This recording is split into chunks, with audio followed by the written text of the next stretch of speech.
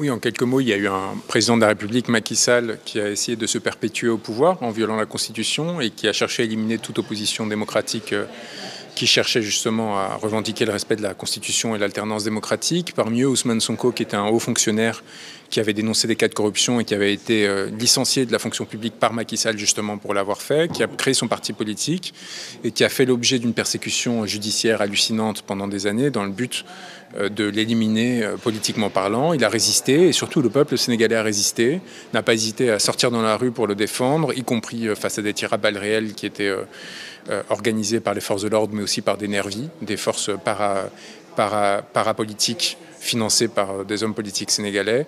Et dans ces circonstances-là, évidemment, nous sommes intervenus pour essayer de le défendre, mais aussi défendre à travers lui le droit des peuples sénégalais. On a introduit un certain nombre de recours à la Cour pénale internationale. Tout cela a forcé Macky Sall à renoncer à un troisième mandat, mais l'a quand même amené à essayer d'éliminer Ousmane Sonko, puis à essayer de décaler les élections. Et aujourd'hui, on est dans cette situation un peu d'incertitude où, pour la première fois, la démocratie sénégalaise est gravement remise en question et en danger.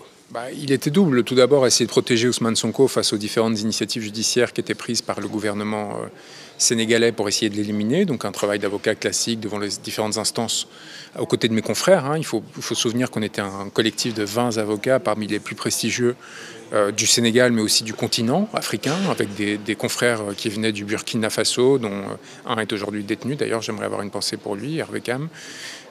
Ainsi que des Comores et d'autres pays. À l'intérieur du barreau du Sénégal, des gens extraordinaires comme Clédor Cirelli, Cheikhou Chiba, Bamba Cissé. Et donc à côté, un travail au sein des juridictions internationales pour faire connaître la situation non seulement d'Ousmane Sonko, mais plus généralement du peuple sénégalais, de l'oppression à laquelle il était confronté. Et là, il y a eu un vrai travail d'analyse, recueil des preuves des crimes qui ont été commis et qui avaient pour vocation à essayer de mettre fin à la violence et à l'impunité qui était créée par Macky Sall. Voilà. Et ensuite, un lien intime s'est créé avec Ousmane Sonko. On échangeait très régulièrement, quasiment tous les jours jusqu'à son arrestation. Parce qu'il y avait aussi, à travers nos luttes respectives en France et au Sénégal, une communauté de destin. Moi, j'ai représenté beaucoup de gilets jaunes et on s'est beaucoup engagé pour des causes fondamentales. Et le combat du peuple sénégalais faisait écho au combat d'une partie du peuple français contre son oligarchie et vice-versa. Et donc c'est comme si on essayait de... En fait, il y avait une sorte de décolonialisation aussi des esprits mutuels. C'est-à-dire qu'on sortait des liens de corruption et d'influence qui existent entre élites, normalement, entre, par exemple, Macky Sall et la présidence de la République.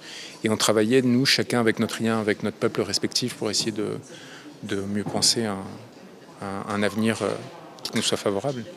Ça a surtout permis de démontrer que le pouvoir de Macky Sall n'était pas aussi puissant qu'il le prétendait et qu'on peut tenter de semer la terreur en interne, mais que dès qu'on se retrouve confronté aux rapports de force internationaux, ça devient beaucoup plus compliqué. Et donc en fait, pour moi, c'était une façon aussi d'adresser un message d'espoir à tous ceux qui étaient enfermés, y compris ceux que j'ai vus à Rebeuss, en leur disant que bientôt ils sortiraient. D'ailleurs, c'est un peu ce qui est en train de se passer.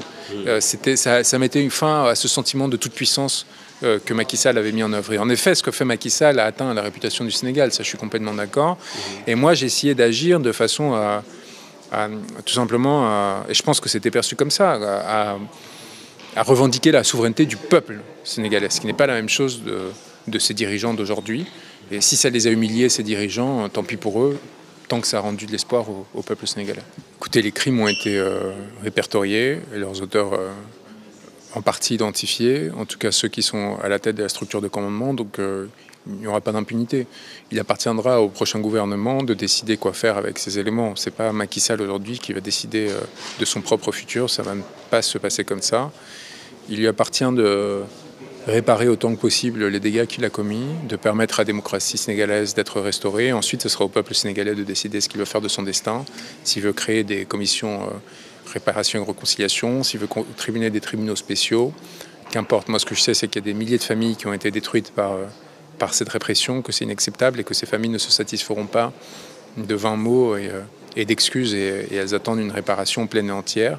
Et je suis convaincu que c'est l'objectif d'Ousmane Sonko. Ensuite, c'est un processus politique qui concerne avant tout les Sénégalais. Moi, en tant qu'avocat, je suis en soutien à la fois des familles de victimes qui ont choisi de me représenter et d'Ousmane Sonko et du PASTEF. Donc je les appuierai dans la direction qu'ils... tout simplement parce qu'il me semble absolument inconcevable dirigeants politiques comme Ousmane Sonko, dont le premier réflexe, à chaque fois qu'il y avait un mort en manifestation, était d'aller voir ses familles, les laisse en plan. Je pense que je connais trop bien Ousmane, y compris dans ce qu'il a fait récemment, c'est-à-dire refuser de sortir avant que le dernier prisonnier politique soit libéré, pour croire qu'il considère comme naturel ce qui s'est passé ces 2 dernières années. Ousmane Sonko n'est pas comme tous les dirigeants politiques précédents, y compris Macky Sall. Ce n'est pas quelqu'un qui est prêt à envoyer les gens prendre des risques pour lui. Ce qu'il a fait, lui, c'est l'inverse, c'est sacrifier beaucoup pour son peuple et il ne changera pas. Donc il ne va pas commencer à négocier quoi que ce soit pour sa fin personnelle. Il n'agira que dans l'intérêt du peuple sénégalais. La présidence, c'est une évidence pour moi. C'est-à-dire que la liberté est juste une étape. D'ailleurs, je pense qu'il vit très naturellement sa détention aujourd'hui parce qu'il sait très bien que ce qui lui arrive est le plus important, c'est-à-dire changer le destin d'un pays qui a été violenté par ces dernières années et qui a besoin maintenant de retrouver un sens et un destin et réinaugurer avec la dignité extraordinaire qu'il a toujours caractérisée. Donc voilà, moi je pense que la volonté du peuple sénégalais doit être respectée et cette volonté, elle m'apparaît comme assez claire aujourd'hui, c'est la présidence d'Ousmane Sonko.